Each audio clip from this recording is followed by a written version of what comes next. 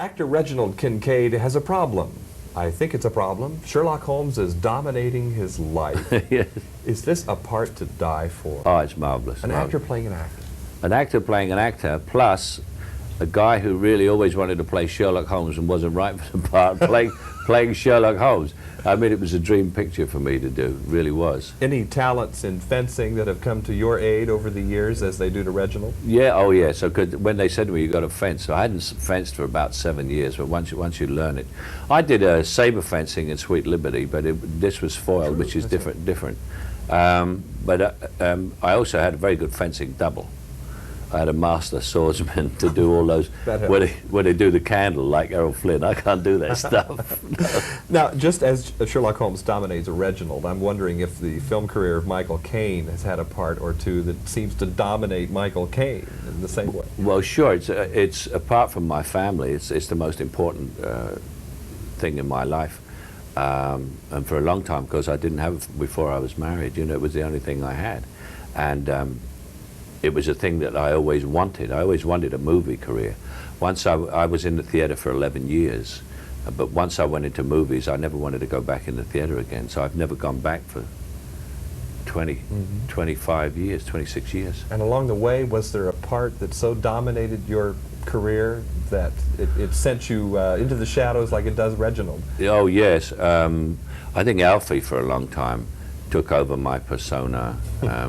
And still to this day, some people call me Alfie, but I mean, I'm least like Alfie as you could imagine. But I've never really played a character in a movie that was like me. But I suppose Harry Palmer, because he had the glasses, when I did Ipcress File and Funeral in Berlin and $1 Billion Brain, which is a sequence of Len Dayton's books, that dominated for a while because I wore the glasses in it the same way as I do. You have to think that fate has been working here because you live temporarily in the very same apartment as Sir Arthur Conan Doyle's daughter. That's right, yeah. I interviewed her yesterday. Yes. She says she spoke to you on the lift at one point. I don't think you know what happened? I was in this building. It's not the same apartment. It's the same apartment building in Cadogan Square. Right. Yeah. I lived in this apartment until last Monday. I moved into my new apartment. My new apartment was late. And every day I used to see this old lady and I used to say, hello, hello, very polite. And I didn't really know her. And one day she said to me, you've played Sherlock Holmes, haven't you? So I said, yes, I have. She said, an American newspapermen are going to come over here and interview you, aren't they? Me. So I said, yes. She said, well, one of them's going to interview me. And I thought, oh, she's a bit dotty, you know. So I said, and why, you know, being very sort of looking down, so I said, and why would he interview you? And she said, I am Conan Doyle's daughter, she said.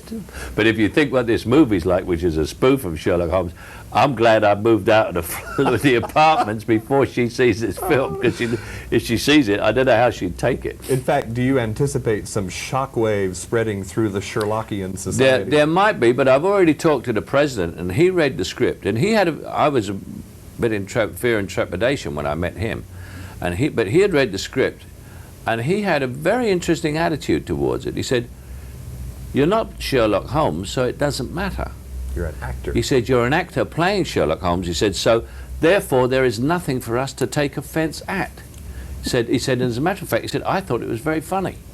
It just proves the enduring nature of that character, that he can survive a treatment like this. Oh yeah, oh, he would survive this treatment as a serious thing. I mean, I've just finished a book written by someone else. You know, everyone's writing Conan, Sherlock Holmes. Well, the copyright is languished. Yeah, it must have done on some of them.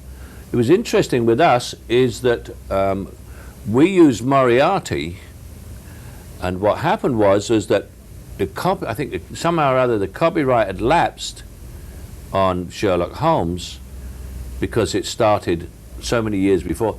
Moriarty never came in till much later, and the copyright on Moriarty hadn't lapsed. Oh, really? So that was, yeah. So you've got to be very careful when you're doing Sherlock Holmes, who you mention. This plot gets really thicker. Yeah, the plot gets thicker, congeals even. Do I have just maybe a moment left to ask you about a quote in an interview a year ago in which you said, when I'm an old man, I want to regret the things I did, yes, not the things I didn't. That's right, I did say that. Yeah. I mean, for me, I see so many people sitting at home of sort of middle years, rather like myself, thinking, God, I wish I'd done that. I wish I'd gone there. I wish I'd spoken to her. You know? Well, I've been there, done that, and spoken to her. Michael Caine. And it's more fun than the other way. Indeed. Yes. The man who would be Sherlock Holmes. Thank you very much. Michael Caine. We're both in London, and I'm John Tibbetts for KCTV5.